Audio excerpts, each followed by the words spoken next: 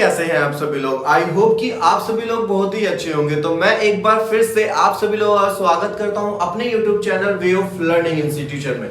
जो कोई भी चैनल पे नया है चैनल को सब्सक्राइब कर दे और बेल आइकन बटन दबाना ना भूले सबसे पहले मेरी वीडियो को देखने के लिए।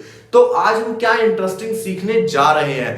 आज हम बात करेंगे एक और नई इंटरेस्टिंग एडजॉइनिंग के बारे में। एडजॉइनिंग ऑलरेडी मैं 2 करा चुका हूं। जिस किसी ने वो दोनों एडजॉइनिंग नहीं देखी है डिस्क्रिप्शन बॉक्स में आपको लिंक मिल जाएगा।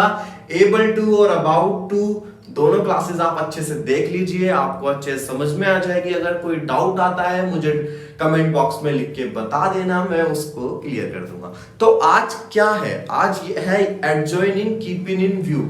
कीपिंग इन व्यू को अगर हम हिंदी में समझे तो हिंदी में उसका मतलब होता है ध्यान में रखते हुए या फिर मद्देनजर रखते हुए। दोनों हिंदी हम यूज कर सकते हैं।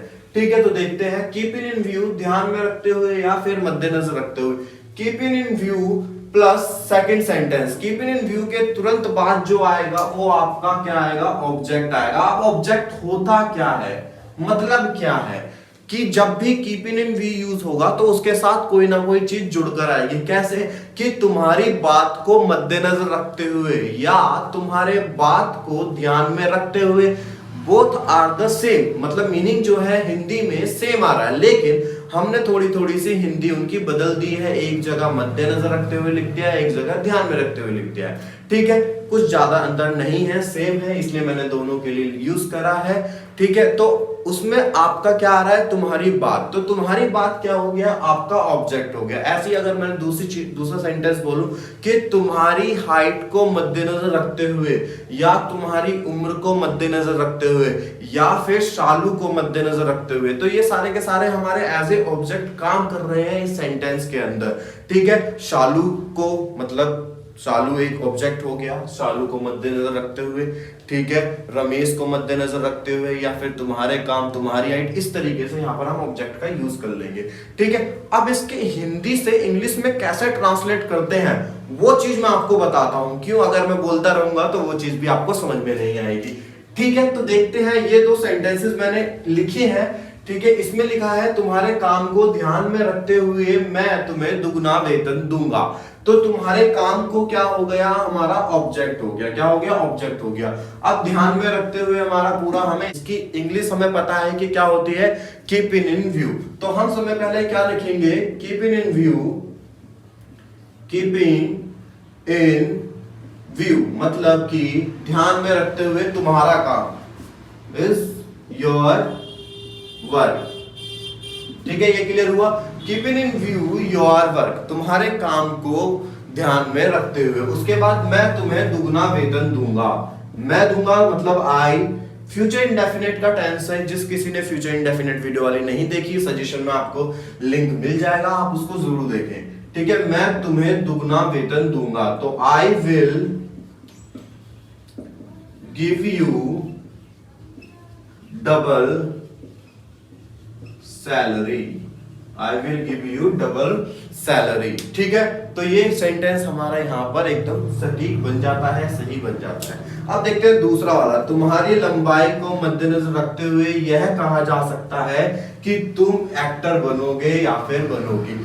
अब ये है हमारे 3 सेंटेंसेस। हमने 3 सेंटेंसेस को यूज करके एक पूरा सेंटेंसेस हमने यूज करा है। इसी तरीके से हम क्या नाम के पूरा पैराग्राफ बना पाते हैं। तो धीरे धीरे हम सारी चीज कवर अप करेंगे, बस आप मेरे साथ ऐसे ही पढ़ते रहिए। ठीक है, तो तुम्हारी लंबाई को मद्देनजर रखते हुए, तो तुम्हारी लंबाई को मद्देनजर रखते हुए, तो समय पहले मद्देनजर रखते हुए आ गया हमारा, क्या आ गया, keeping in view. Keeping in view. अब तुम्हारी लंबाई मतलब योर हाइट। ठीक, अब क्या कह रहा है, यह कहा जा सकता है। तो ये हमारा पैसिव वॉइस है, इसको हम ऐसा यूज करेंगे, इट कैन बी सेड। अब की के लिए हम क्या यूज कर देंगे, दैट। और तुम एक्टर बनोगी मतलब यू विल बिकम एक्टर। ठीक है, तो keeping in view your height, it can be said that you will become actor. अब ये हो गया हमारा कि तुम्हारी लंबाई को मद्देनजर रखते हुए यह कहा जा सकता है कि तुम एक्टर बनोगी या फिर बनोगे। अब ये जो चीज है इसमें हमने नेगेटिव भी यूज कर सकते हैं। कैसे कर सकते हैं? मैंने कह दिया कि भाई तुम्हारी हाइट को मद्देनजर रखते हुए यह कहा जा सकता है कि तुम आर्मी ज्वाइन नहीं करोगी। ठीक है, तो फिर नोट आ जाएगा, इसी जगह नोट का यूज हो जाएगा। कुछ बड़ी बात नहीं है, बहुत ही सिंपल चीज है अगर समझोगे। ठीक है, पूरा अगर जिसने भी अभी तक की वीडियो पूरी देखी है उसको बहुत अच्छे तरीके से समझ में आएगा, कोई डाउट होगा ही नहीं। अगर फिर भी तुम्हें कोई डाउट आता है, कोई चीज नहीं समझ में आती, कोई भी यानी कि 1% भी अगर आपके दिमाग में वो डाउट है तो मेरे कमेंट बॉक्स में लिख के आप जरूर बताएं। ठीक है, ताकि मैं उसको और अच्छे तरीके से क्लियर कर सकूं।